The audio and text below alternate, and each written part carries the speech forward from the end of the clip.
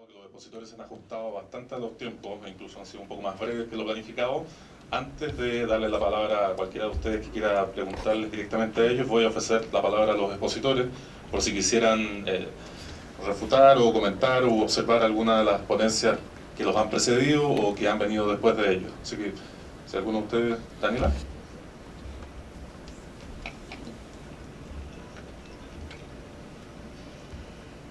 Creo que, al menos con Carlos, coincidimos en el diagnóstico. Creo que la solución, y aquí me refiero más a la exposición de Javier, yo creo que la solución obviamente no se basa en dictar reglas exhaustivas.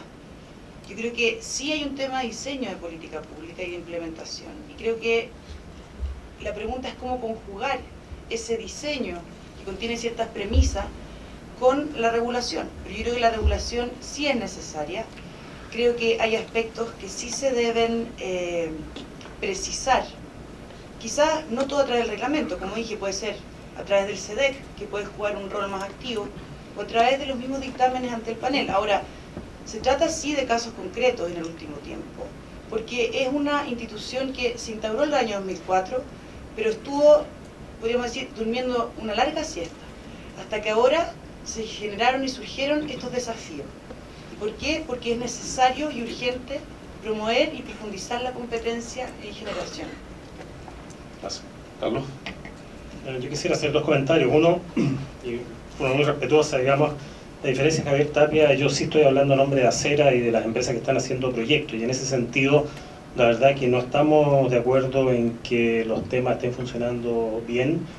Puede que probablemente para un proyecto grande que tiene que construir una subestación por sí mismo y una línea de transmisión este tema sea menor, pero para quienes están permanentemente luchando por obtener acceso al sistema de transmisión y que sin ese acceso el proyecto no es viable, definitivamente sí es un problema y representa el pensamiento de la industria. También quisiera comentar brevemente respecto a un tema que pasó, pero es uno de esos elefantes que están sobre la mesa y que está relacionado con nuestra institucionalidad, y que se refiere a este mecanismo de última instancia que se está creando con recursos a la Contraloría General de la República. Es un mecanismo absolutamente gris en términos de que no está reglamentado, no es público, informado, y por lo tanto quienes tienen las capacidades e información para ir pueden recurrir a él. Yo hice un experimento y documentado, es como ciudadano me dirigí a la Contraloría General de la República porque yo quería saber qué reglamentos se estaban discutiendo, cosa de poder hacer obviamente observaciones, al igual que lo han hecho algunas empresas mineras, que lo ha hecho Transelec, etcétera. Y le hice una consulta abierta a la Contraloría pidiéndole que me dijera todos los reglamentos ingresados relacionados con la Ley General de Servicio Eléctrico en los últimos 6 meses.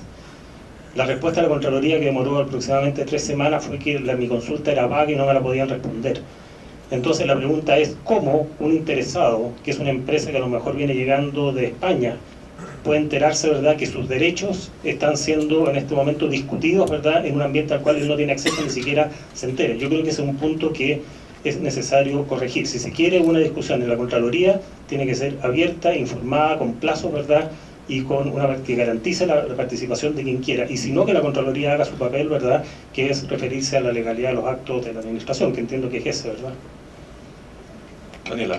Solamente reforzar el punto de Carlos, yo creo que el procedimiento de la Contraloría es críptico, se rige bajo el secretismo y eso no es aceptable, pero creo que este es un problema a nivel más general, es que sea también en competencia y en el ámbito ambiental, que tenemos organismos técnicos, por un lado, pero que para impugnar cualquier decisión de esos organismos no existe una instancia que en otros países, por ejemplo, se ha solucionado a través de los tribunales contenciosos administrativos.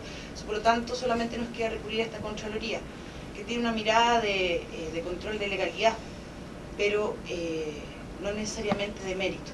Y eso es lo que nos estamos quedando cojos. Javier, Hernán, ¿algún comentario? No.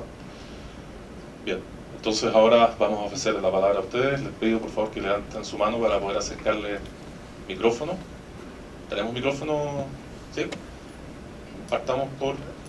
ya que está la pasada ahí, por favor. Hola, ¿qué tal? Muy buenos días. Mi nombre es Daniel Gutiérrez, abogado. Felicitaciones por este seminario y agradecimiento también por tener esta instancia de jornadas de derecho eléctrico. Muchos temas, pero mis preguntas son dos, básicamente con sistema de transmisión adicional y acceso abierto, por cierto.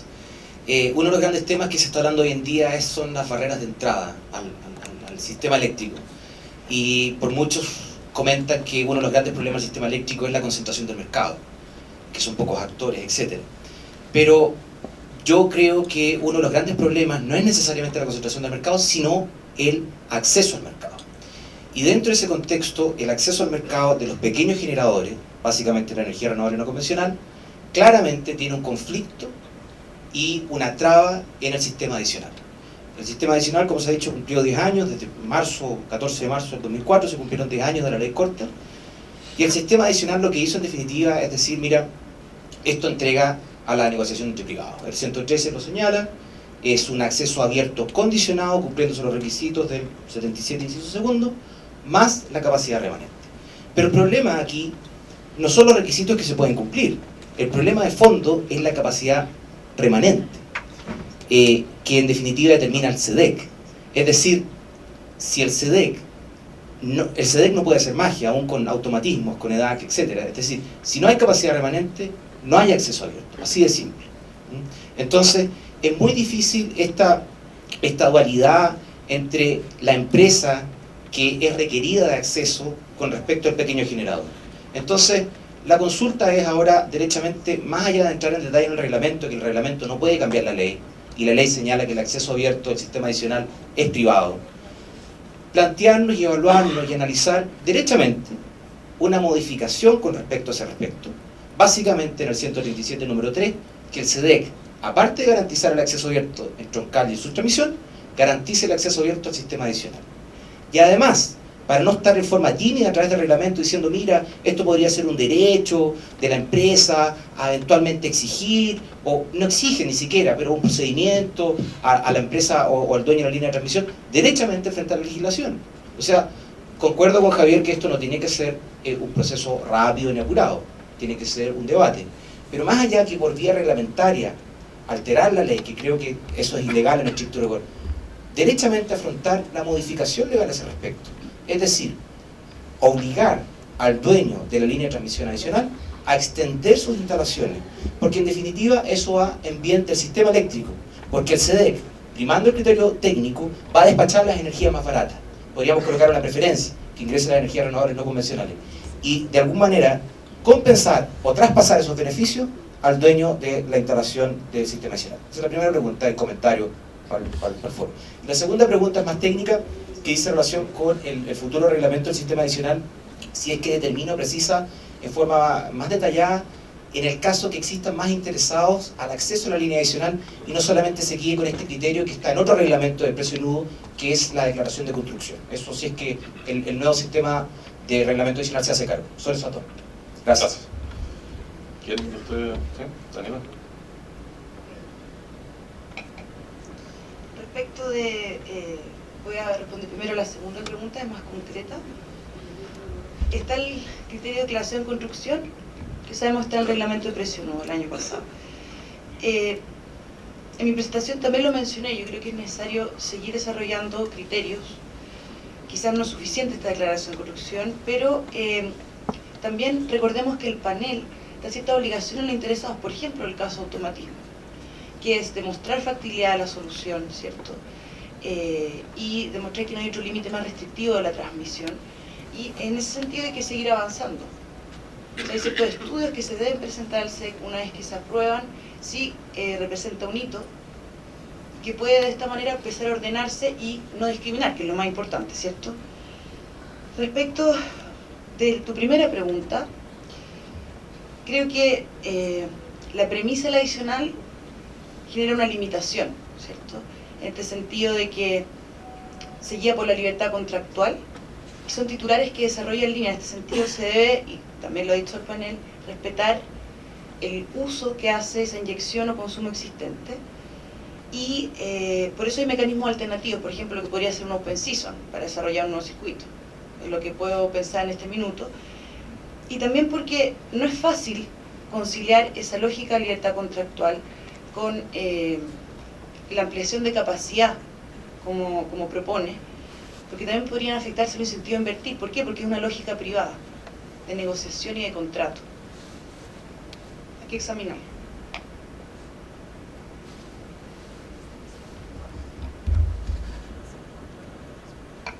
Respecto a la segunda pregunta, el reglamento de transmisión adicional sí contempla una obligación para el SEDEC de anualmente determinar la capacidad de las líneas adicionales, anualmente o a solicitud de parte, y esa ya es una instancia de poder ir calculando, de poder ir planificando en cierto sentido. Yo concuerdo contigo que quizás se hace necesario esto a propósito de los desarrolladores de proyectos de energía renovable, el tema que planteaba Carlos de la reserva de capacidad es un tema que ha surgido en el último tiempo con fuerza, y quizás es el momento de detenerse a pensar un poco en cambios más de fondo respecto a ese respecto.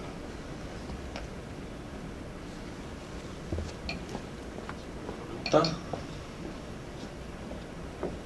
Acá.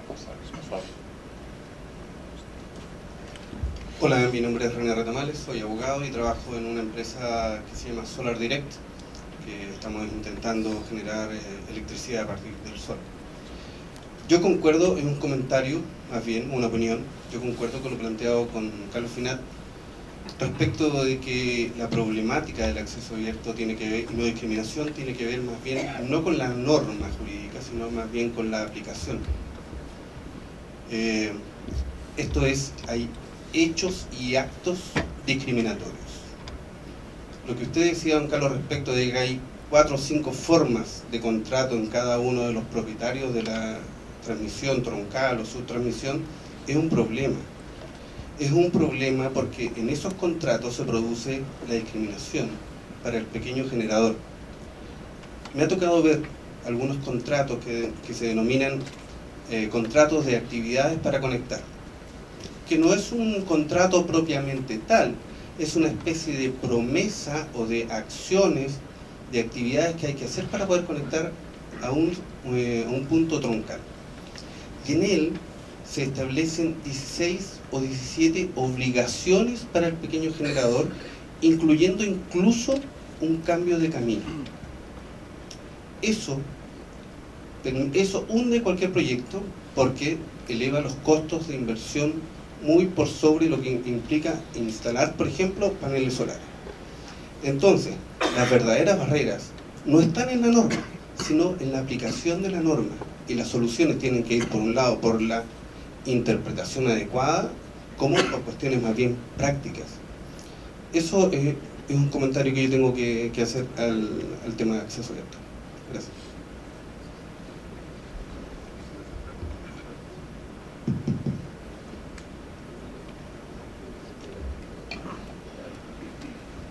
Gracias, René. ¿Alguna otra pregunta? Sí, me llamo... Aquí estoy. Ok. Me llamo Raúl Rojas, soy ingeniero civil mecánico de la Universidad de Chile, con un diplomado en energía renovable no convencional, y he estado estos 2 últimos años estudiando energía. Agradezco a la Universidad Mayor por este simposio y a la señora Clara Charansky. También apoyo su idea de la geotermia. Tenemos 16.000 megawatts para, según el profesor Lansen de Geología de la Chile, en Chile, y todavía no hacemos nada. Mixty River Power tiene un pozo en Curacautín, pero quiere la transmisión, quiere que le hagan la transmisión. Mi pregunta para Daniela. Tú hablaste en los fundamentos que refunden, interpretación extensiva, creo que fue la 3. Tú hablaste de un cuello de botella. Lo que pasó es que cuando hice mi curso de gestión de operaciones en la universidad, siempre hablaron de los cuellos de botella y que son relevantes. Entonces, tú hablaste de un cuello de botella, no me quedó claro en cuáles son los cuellos de botella en ese... Esa es mi pregunta. Gracias, Raúl. El cuello de botella en este caso es el segmento monopólico, que es la red de transmisión. En cuanto, por ejemplo, en Troncal Transmisión es súper claro, se constituye en un monopolio natural por Trump. Es decir, es más eficiente que una empresa proyecto construya esa red porque tiene costos hundidos y costos fijos muy grandes, a que lo hagan varias empresas. No, transmisora, a la red de transmisión.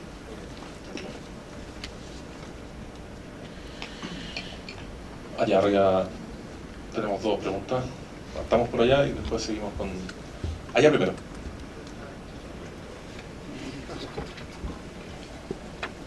Hola, buenos días. Gracias a los tres por sus presentaciones. Yo quería hacer una pregunta relacionada con lo que comentó el colega aquí adelante. Es que con el tema de la no discriminación, si es que yo soy un generador que me quiero conectar a una línea de transmisión troncal o subtransmisión, justamente ahí la transmisora es la que hace el contrato y el que fija las condiciones para conectarse, y en particular fija el precio. Y bueno, lo que yo quiero saber es cómo puedo saber ahí si es que las condiciones que me están dando son no discriminatorias, son similares a las que se hacen para otras generadoras, ya que justamente, como comentaba el señor Finat, no son públicos estos contratos. Entonces, ¿cómo puedo saber yo si es que me están dando una oferta justa? Y en caso de considerar que las condiciones que me están pidiendo son discriminatorias, ¿qué instancia puedo recurrir para abordar este problema? Se ha hablado del panel de expertos, pero no sé si existe alguna otra cosa menos compleja para no tener que llegar a eso. Se dirige evidentemente a la transmisora. Mira, en el marco de este proceso de precisiones, la verdad que Transelec hemos trabajado harto en desarrollar primero un contrato marco, y justamente para evitar discriminaciones. Es un contrato de condiciones generales y que se está ajustando a estos criterios que se están estableciendo en el panel. Por ejemplo, estar declarado en construcción. Por ejemplo, en el caso de automatismo, que es gran parte de los casos de RNC en el norte, está la presentación de informes, por ejemplo, los informes de factibilidad ante el SEDEC, la aprobación por parte del SEDEC, que en la mayoría de los casos no ha tenido observaciones. Y luego estudiar los estudios de impacto sistémico. En ese sentido, ir ordenando a los distintos actores, obviamente para no discriminar, en cuanto a las eventuales controversias que se puedan generar. Obviamente estamos abiertos siempre a hablar con los interesados en la conexión. Y como tú bien dices, sí hay un procedimiento formal de solución de controversia, que es el panel, como tú mismo lo indicaste. Gracias. Perdón, Daniela, ¿podríamos esperar que Transelec publique esos contratos en su sitio web? Podemos hablarlo, sí. Allá, por favor.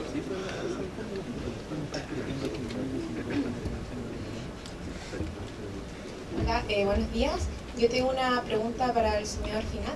En relación a la interpretación extensiva de la que estaba hablando Daniela, yo quería saber cuál era su opinión en relación a esa interpretación, si usted cree que es un acceso a la red el que corresponde otorgar, o debería aplicarse este acceso abierto a instalaciones físicas. ¿Cuál era su opinión?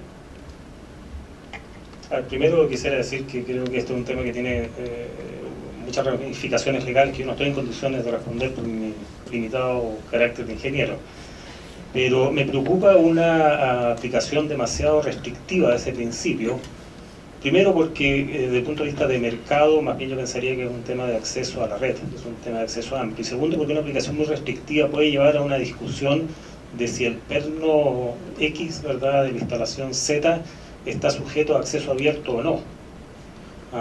Recuerdo que en un momento se generó una discusión que espero que esté salvada, ¿verdad?, que en aquellos sistemas adicionales que pasaban por encima de un camino público, el acceso abierto solamente aplicaba al tramo que estaba justamente sobre el camino público. Entonces, yo creo que es materia de discusión y debería ser conversado, pero en función no de, y aquí discúlpeme el abogado, no del principio legal, sino que del efecto que se quiere lograr en el mercado. Y ahí tiendo a pensar de que un acceso más extensivo responde más bien a la señal de mercado, ¿verdad?, que se quiere dar, y es que el sistema de transmisión no sea una restricción para libre inyección y retiro de los generadores. ¿Alguien más? Acá.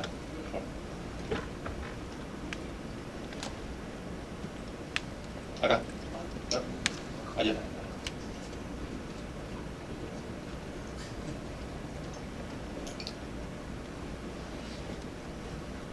Gracias. Mi nombre es Carsten Berg y represento aquí Desertec, organización internacional para transmitir energías renovables en los desiertos del mundo. Aquí el segundo tema es la transmisión. Y yo veo aquí más trabas que soluciones, pero ya es un buen comienzo.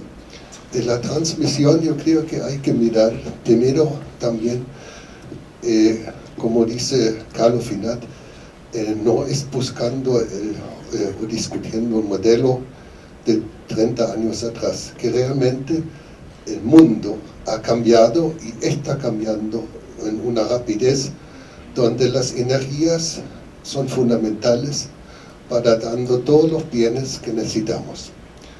Así que nosotros debemos saber una carta Gantt a nivel país, dónde vamos a tener conexiones, con qué países, en qué forma, porque si tenemos todos los recursos aquí para hacer nuestra propia energía, sin importar más petróleo y más carbón, entonces necesitamos mucha transmisión, viceversa, mandar energía por donde tenemos, por abunda, y pedir por donde nos falta.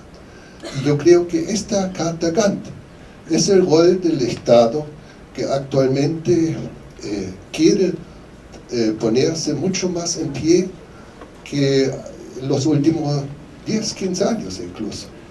Me hace falta en estos organismos como CEDEC, que deberían estar en el podio aquí adelante. Al menos una persona que se pone la cara por su institución. Necesitamos debates en esta forma, pero yo creo que estamos muy empezando. Es un comentario más que una pregunta, disculpen. Gracias. Muchas gracias. Sí, claro. Yo no puedo estar más de acuerdo en que esa carta Gantt, como dijo Javier, se va a relacionar con el diseño de políticas públicas a nivel más macro, no a una reglamentación micro. Y yo creo que eso se relaciona con políticas como ordenamiento territorial y la discusión que se generó a propósito de la carretera eléctrica, es decir, tal cual mencionó Javier, una planificación con visión de largo plazo, evaluando las holguras, ¿cierto? Y donde el Estado puede tener un rol más activo. Estoy de acuerdo en eso. Ahora, en cuanto a que el supuesto que la transmisión sí constituye trabas, ahí es donde discrepo. Yo creo que, por ejemplo, en adicional, para la transmisora, podríamos decir, en el fondo es un negocio que es conveniente.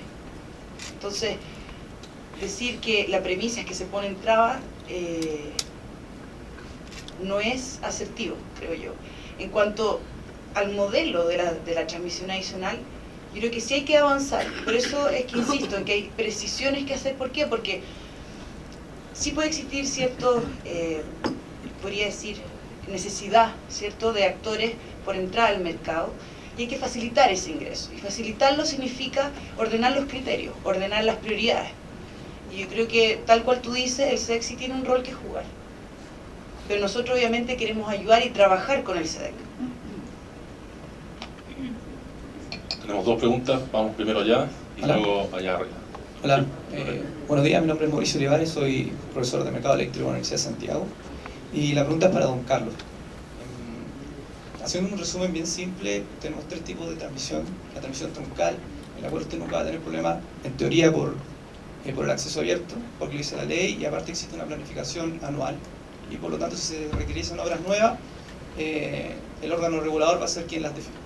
En su transmisión usted también tiene acceso abierto.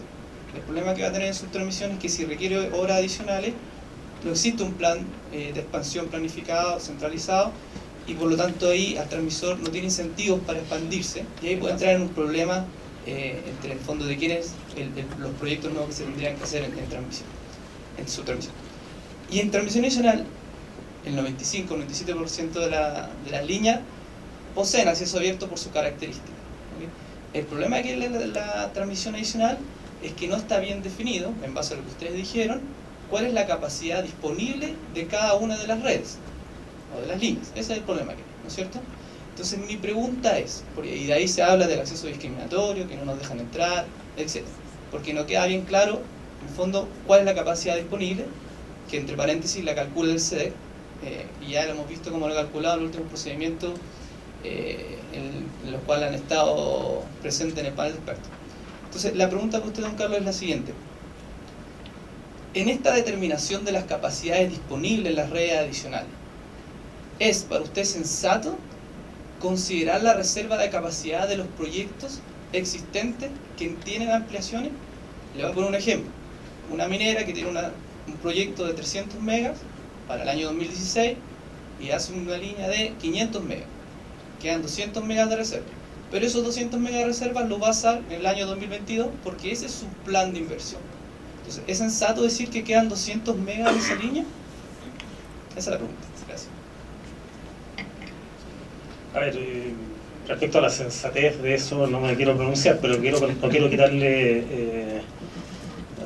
quitarle la respuesta, digamos. Sí quisiera hacer una precisión, es que el diagnóstico inicial que tú haces me parece que es muy benevolente. En el sistema troncal hoy día hay problemas, y hay graves problemas de congestión que generan situaciones de marginales desacoplados, ¿verdad? Imposibilidad de acceder a cierta generación que se necesitaría en otras zonas. Es decir, creo que hoy día la mirada respecto a lo que hay que hacer en los sistemas de transmisión abarca todo, ¿no? El procedimiento de planificación troncal, que es muy acertado a mi juicio, implica plazo. Y nuevamente volvemos al tema de que la solución no es la misma hoy que 5 años después, son distintas. Ahora, respecto a la pregunta, yo creo que la ley es clara, yo creo que la ley en ese sentido es clara en señalar que se refiere a la capacidad utilizada y que no existe un concepto de reserva. Por lo menos ese es el análisis que se hizo siempre mientras yo estuve en el SEDEC-SIC, y me parece que es lo razonable. El concepto, si uno revisa la ley, ¿verdad?, los reglamentos, no se encuentra en ninguna parte con un concepto que avale, ¿verdad?, hacer una reserva de potencia, de capacidad de transmisión.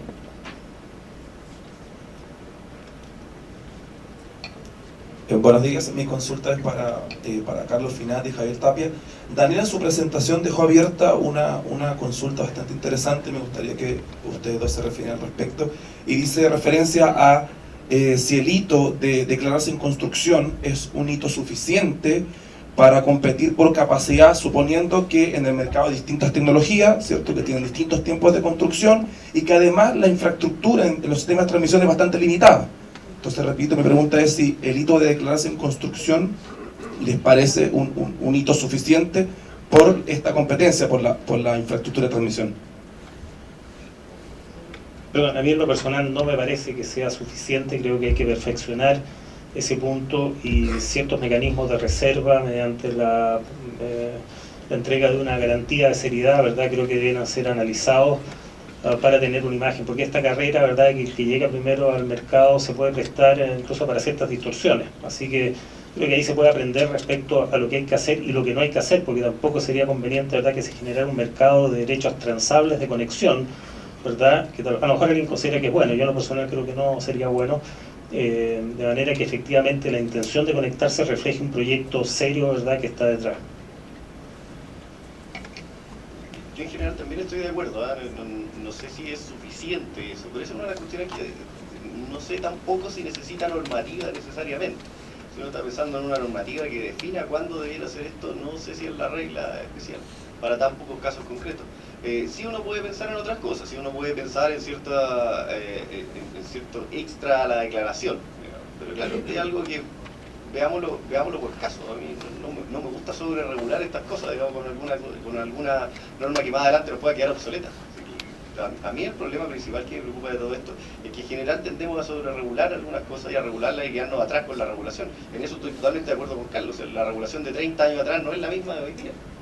Pero entonces ¿por qué pedimos más regulación? No pidamos cambios regulatorios, flexibilicemos un poco el sistema. Al final es eso. Entonces, la declaración no basta, pero sí estuvimos otras posibilidades de cómo hacerlo. Un comentario, y esto tal vez daría lugar también a un seminario, ¿verdad?, respecto a los alcances que debería tener una buena regulación. El problema práctico que nosotros vemos en un esquema no regulado es que se generan fuertes asimetrías de información. Y finalmente lo que priman son prácticas que están establecidas por razones comerciales en la relación bilateral. Y eso es claramente una tremenda barrera para el ingreso al mercado. Por lo tanto, creo que no es necesariamente más bonito, ¿no? Creo que aquí hay un déficit regulatorio. Si la regulación requiere tener cierto nivel de actualización, tenemos que definir la forma. Hoy día, recordemos que los CEDEC tienen atribuciones que son muy amplias. La modificación de un procedimiento de O no toma más allá, si se quiere hacer 60 días, ¿verdad? Supongamos que va al panel de expertos, ok, pongámosle, no sé, 90 días, pero evidentemente es mucho menos que los 10 años que llevamos esperando los reglamentos de transmisión. Entonces, yo creo que hay mecanismos y hay instancias, ¿verdad?, que sí pueden ser reguladas con la suficiente agilidad y que le dé garantía a cualquiera, ya sea porque se instale en Chile a hacer un proyecto, porque lo está instalando lo está analizando desde Italia o desde Alemania, ¿verdad?, que tiene acceso a la misma información para efectos de poder evaluar cuáles son sus riesgos, ¿verdad?, y los trámites que tiene que hacer para lograr una conexión. Bien, para ajustarnos los tiempos, vamos con la última pregunta. Acá. Un comentario. Cuando parte la normativa inicial del mercado en los años 80, está este gran problema sobre la transmisión, en que efectivamente qué es lo que era el acceso abierto. Y en aquel entonces yo recuerdo incluso algunos trucos que había respecto de algunos usuarios de transmisión que reservaban comercialmente la capacidad completa de alguna subestación, de alguna capacidad de transformación o de transmisión. A raíz de lo cual, ¿no es cierto?, se empezaban a notar claramente las debilidades que aborda posteriormente los cambios de la ley corta.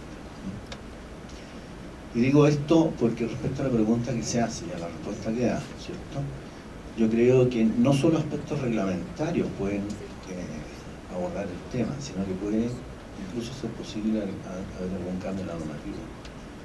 Y es por lo siguiente: cuando tú tienes que en sistemas eléctricos de potencia la planificación hay que hacerla con muchos años de anticipación, el trabajo que hace, por ejemplo, hoy día el consultor internacional al hacer planificación de sistemas eléctricos de transmisión para satisfacer la demanda, ¿no es cierto?, contempla el uso gradual y creciente de sistemas de transmisión, completamente troncales, incluso para el caso de la subtransmisión también es válido.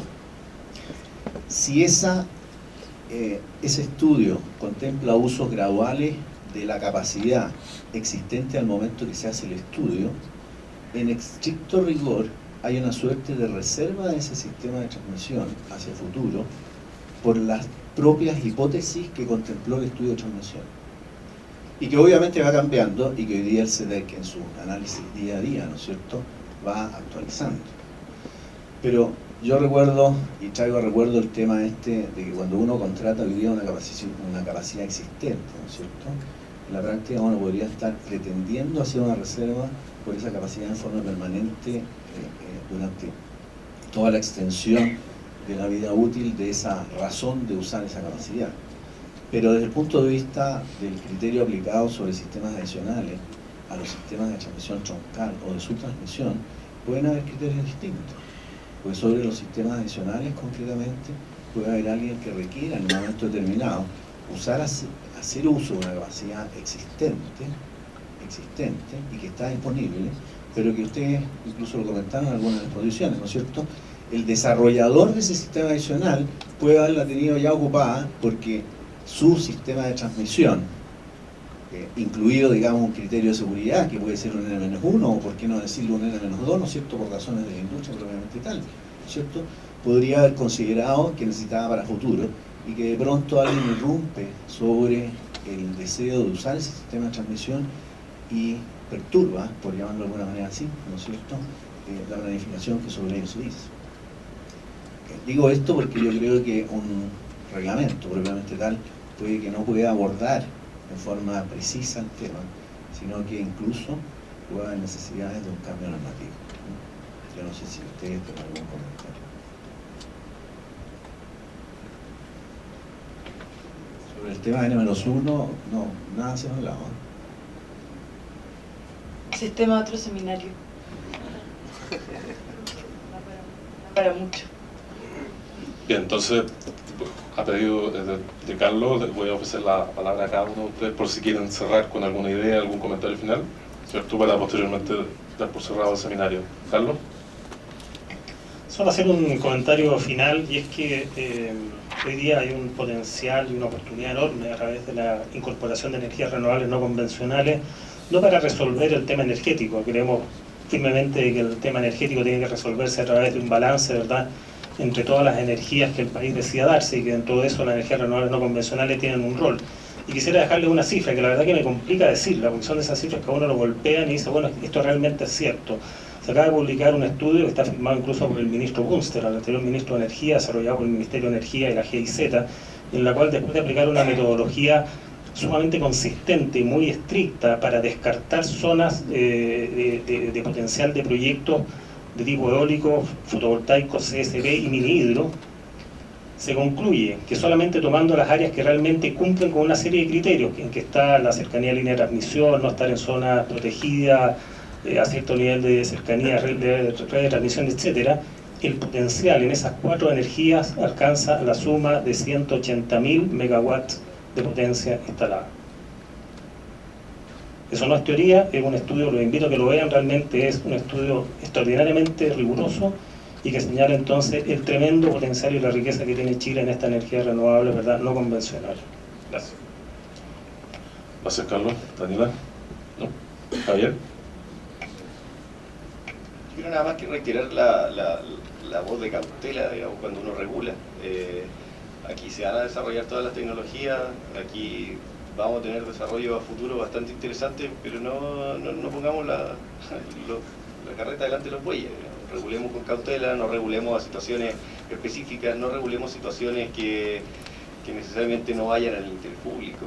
Y no regulemos situaciones que no van a ocurrir necesariamente muchas veces por tratar de cerrar problemas legales. Las reglas legales son abiertas, las reglas legales siempre van a tener algún espacio, uno, de discreción, y dos, algún espacio para los problemas, lamentablemente. Entonces, nada más que la voz de cautela de nuevo, ojo los cantos de sirena. Bien. Entonces damos por terminado el seminario, reiteramos nuestro agradecimiento a cada uno de los panelistas, les pido un aplauso para cada uno de ellos.